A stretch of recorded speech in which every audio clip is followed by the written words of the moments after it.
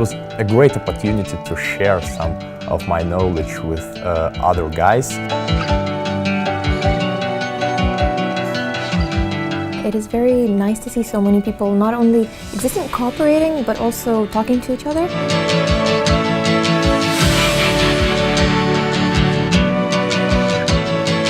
I like the ambience here, how people are so friendly and helpful in every step, starting from security and ending with professors here. This undergraduate conference of the history department is a tradition.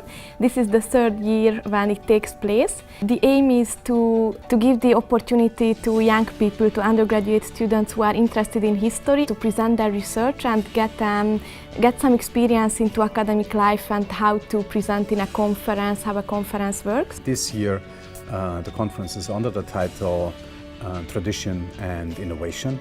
And these titles are umbrella titles which allow students from basically all fields of history to relate to the title.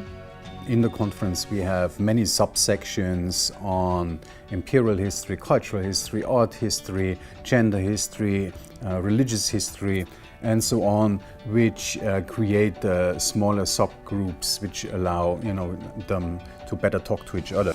We all came from different cultures.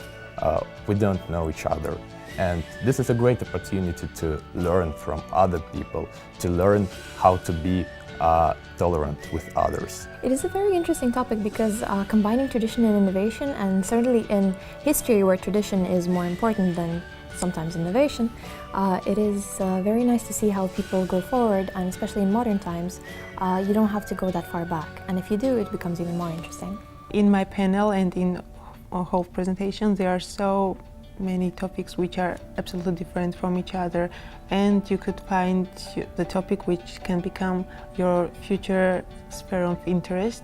The students who are coming here to this conference, so we have about 70 participants every year, coming from many countries all across Europe, all across Asia and the Americas. The topic tradition and innovation, what allows them to discuss very much also questions of transformation and questions of modernization, which is one of the key topics which is discussed here.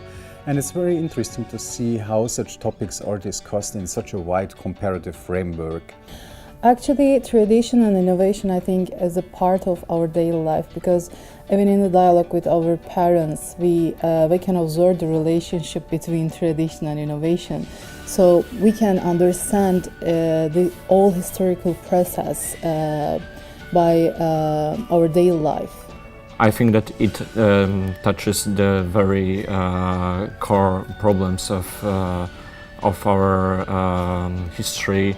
I mean, the constant struggle between, on one hand, the urge for stability, and on the other, the need for innovation, for making of new ideas. It is being discussed so much whether countries should defend their traditions, or how to accommodate innovations in the modern world, how to accommodate our traditions. For instance, we had a whole panel on the history of activism, so how to innovate the world in a way that that is comfortable for previously oppressed groups such as queers and women, whereas there are traditions that are like religious traditions that are not very easy to accommodate with these movements. However, it's a very important. However, it is possible, and it's important to exchange ideas about this. This is really important to understand different backgrounds and different cultures, and we can use this knowledge in our academic career, and also historical events, to understand historical events. It's interesting to see how very young people, undergraduate students, actually raise very, very serious theoretical and methodological concerns about the applications of such terminology. Most of organizations focus on doctoral degree or master's students. So as an undergraduate student, we don't have to develop our network skills and also our writing skills by this wonderful conference. So I'm really happy to be here, to be part of this conference. Well, I enjoyed it very much. It's my third time here and I'm definitely coming back.